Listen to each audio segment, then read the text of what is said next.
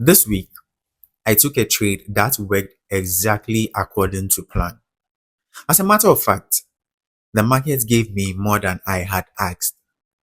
A perfect setup with all conditions for entry met. There were others where the market just didn't deliver what I was looking for. Give me freedom, give me higher, give me reasons, take me higher. See the champions take the field now. You define us, make us feel proud. In the streets, our heads are lifting. Every loser in our nation, celebration all around us.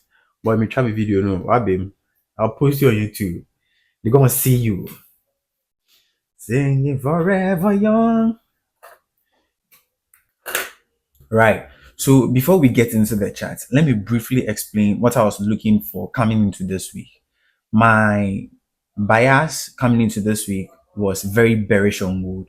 The reason is very simple. The termination zone or the disruption zone had not been taken out. So there was no reason for me to be looking at gold any other way. That's one reason, major reason why I was looking at gold in the bearish sense. And yes, I've been trading gold and only gold for the past year now. I've been sticking to gold. I've been trying to stick to one pair to remain consistent, trading one pair, having just one pair in mind, and understanding how gold actually moves. And one thing I also need to reiterate is having the bias doesn't automatically means I'm taking trades. I need to find what people call trade setups, whether the price action being printed aligns with my trade setups, whether it's giving me the right confirmation, whether the risk that comes with one particular trade setup is one that I'm ready to risk my money for. Because sometimes you can have a perfect trade setup, but then the risk is too much to bear, depending on the account size. So when it comes to that, it, I advise myself not to take such trades because my account cannot just bear such risk. So yes, coming into this week, I was looking at gold. I was looking at gold being bearish. I was waiting for trade confirmations. I was looking for my setup in the first place and a reason to risk my money. Yes. Wait, have I introduced myself? No, no, no, I don't think I have. Let's start. Boys, girls, welcome back to my channel. Yes, my name is Nicholas. I'm a beginner forex trader who is documenting his journey right here on YouTube. If you are new to this channel, this is what we do here. And if you've been part of this family, thank you so much. You are the reason why this channel transcends being just a channel. We are family. Now, let's get into the chat. So first of all, we are going to be looking at why I came into this week looking at gold very bearish. This week, gold was very bearish. Now, what we are going to be looking at is looking at price action from last week Friday, because that was the last time price printed something for us before it's closed, and then it's reopened on Sunday evening. So last last week's price action, the last price action for last week looked something like this. So what I'm drawing right here is the structure of price. This here is the break of structure, and this here is the break of structure, and this right here. Let me see. This high and that high. Which one is higher? Which one looks higher? I think this high looks higher than this one. Let me clean this one. So since this high looks higher, I'll draw. This will be my inducement high. So let's just call it IDM. That's where the money is. That's where most traders are trapped if care is not taken. That's if you want to enter the market very early in this phase, you're going to be trapped. And that's my termination zone. My termination zone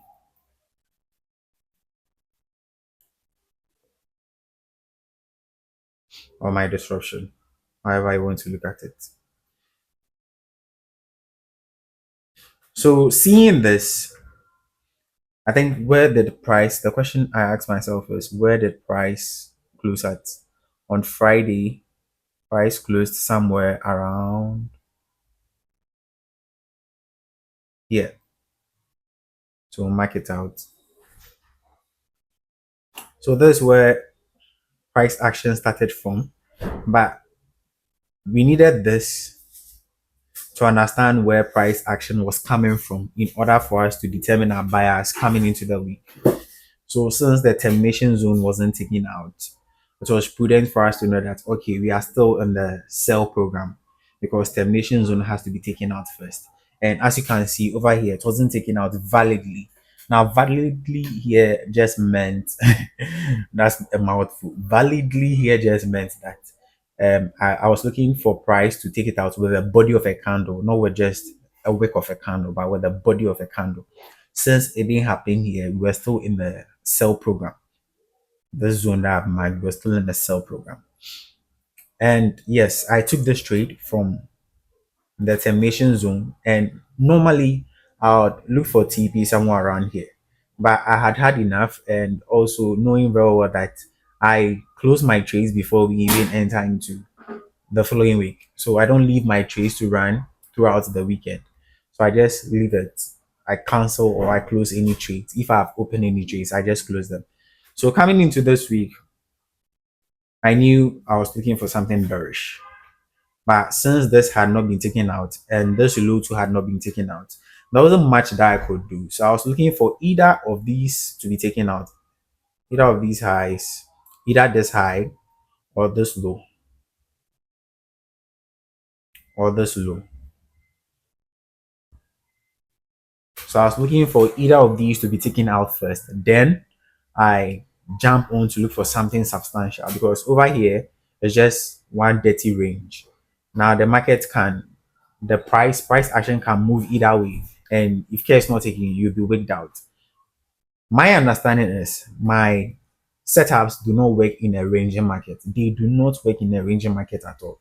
So I don't really try to hurt myself looking for setups where I can't find any. They do well, they thrive very much in trending markets. And since this in particular isn't doing any, I'll just sit on my hands and let price do its own thing until it hands or delivers itself to me and says, Nick, here I am. But since it's doing none, I'll just look at it, see that either of these is taken out, and lo and behold, on Tuesday. So clearly, you can see that on Monday, as it opened, as price opened, it was just moving up and down, moving sideways. Then it started to speak some language that okay, I'm trying to move up, but still, I didn't enter any market. I didn't enter any trades. So on Monday, I didn't enter any trades. On Tuesday, I still didn't enter any trades. Tuesday was when, or rather Wednesday. So on Tuesday too, I didn't enter any trades. And Wednesday was when everything came into unison, I should say. And price was really delivering its hands to us, saying that we want to move up. And indeed, it broke this high. It broke this high. That's when I saw that, oh, okay. Since it has broken in this high and it has automatically broken the termination zone, then price has changed its program. We are now in a buy program. We are now in a buy program. And there is something here that I want to mention. And this speaks to the setups that I trade. One of the setups, as I mentioned earlier, I trade two setups. One has to do with a fair value gap. If you are familiar with the teachings of ICT, you know what a fair value gap is. A fair value gap simply means there are three candles, and the second candle, which forms part of the third candle, no, what am I saying? There are three candles, and there should be a gap. Simply put, there should be a gap, a space. As you can see here, there should be a space, something like this. So this right here is a fair value gap. So that's one of my trade setups. I trade fair value gaps. And if I see something like this, I'm entering right away. I'm entering right away. But then since price hasn't really truly delivered the chance to me, I'm not taking any trades. So let's do this. This is where price on Monday. On Monday, here's where price open at, and this is where we close at on Friday. On Friday. So what I'm going to be doing here is I'll be categorizing them Monday, Tuesday, Wednesday, Thursday, Friday price action. So that we get so that we get a proper understanding of what each other day is saying to us. On Monday, what did price say we are doing? On Tuesday, what did price say we are doing? So it goes on and on until there was a setup for us to trade or not. So let's get into the chart. Let's try to understand.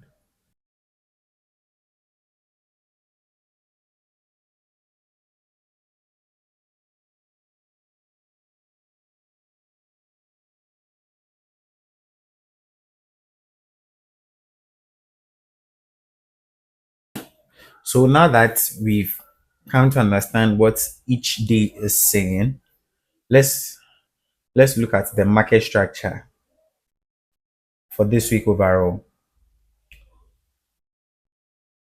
Now, after this termination zone was taken out, this would be the highest high, this would be the lowest low.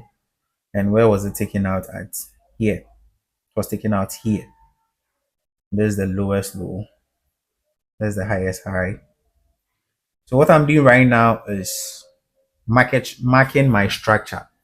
Marking my structure. This is the low, and this would be the high. So this market structure for last week.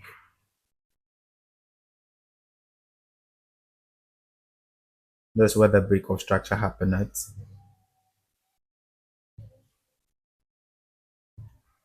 That's where the break of structure happened at.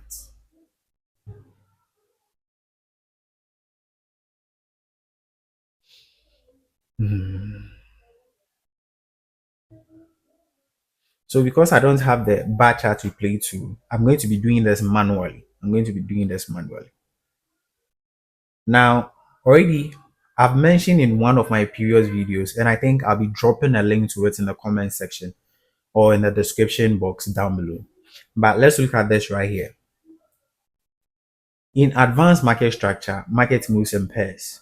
And I'd like to see the last pair, which is the termination zone, taken out before I say that there is a change of character or the bias has changed. But since termination zone hasn't been taken out, I can't say that the bias has changed. So what I'm basically saying is for every change of character to happen, I think there should be a break or a valid termination of the termination zone. So after drawing this very structure, which I think this is the high, no, this is the low, there's another low here. For every break of structure, there is a low. For every break of structure, there is a low. And every low is worth taking into consideration because the lows are supposed to be the strongest points, especially in a very bullish market. The lows are supposed to be strong points and the highs are supposed to be weak points, because in a bullish market the price action should be printing higher highs, higher lows, higher highs, higher lows. So higher highs are bound to be broken, whereas in a bearish market it should be creating lower lows and lower highs, lower lows and lower highs.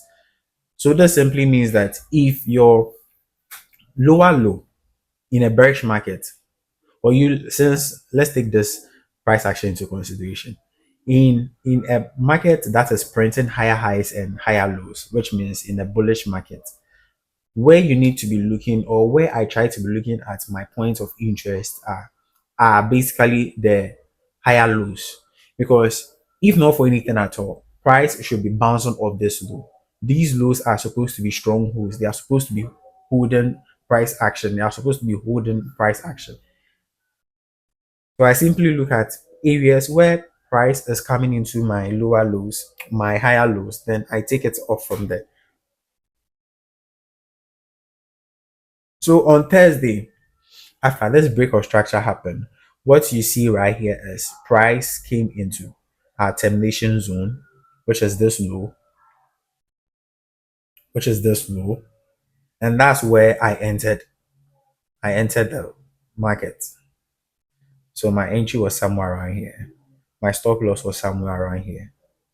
But then I always try to look for 1:3 risk to reward because I've come to realize that that's what works best with my trading setup. I look for 1:3. Sometimes price over delivers, as seen here. Price over delivered. It gave us more than we asked, and I was okay with my 1:3, and I just hopped out of the market after I gave me my 1:3. 4 out of 5 times, it's not going to give you this. It's not going to give you more than you asked for. Usually, it taps to your 1:3, then it reverses. It taps into 1:3. So 4 out of 5 times, you're not going to get price delivering itself so much to you. It kind of tries to reserve itself, hand you the 1:3 and reverse. So since I came to realize that price reverses after every 1:3 delivery, I tend to use 1:3 risk to reward ratios when I enter the chart. So this is it. On Monday, there was nothing here. It was still in a range. It was still in a range. Then on Tuesday, it started building. Then on Wednesday, it broke validly, and we started drawing. I started drawing my structure properly.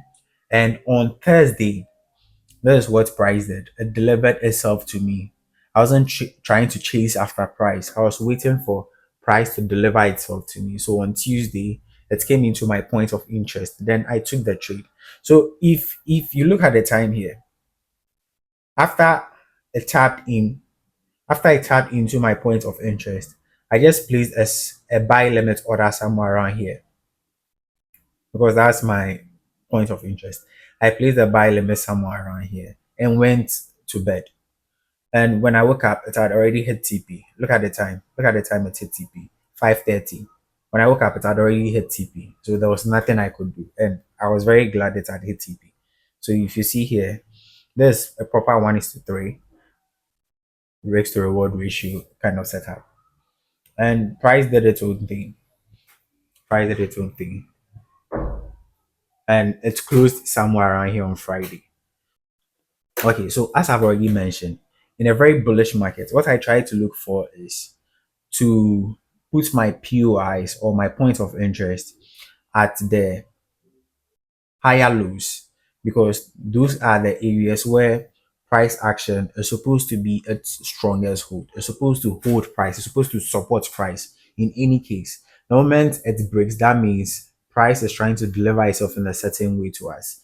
But since the trend has already been established, giving us higher highs and higher lows, I try to look for the last low it's created. Since we've established that we are in an upward trend, market is moving upwards.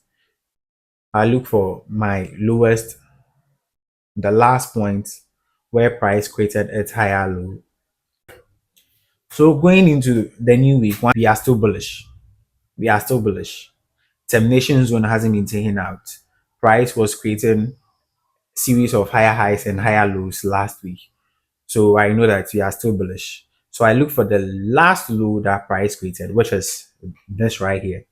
This is the last low that price created. And this is one other low since I told you that. And this would be my termination zone. Already I mentioned that price moves in pair unless my termination zone is taken out.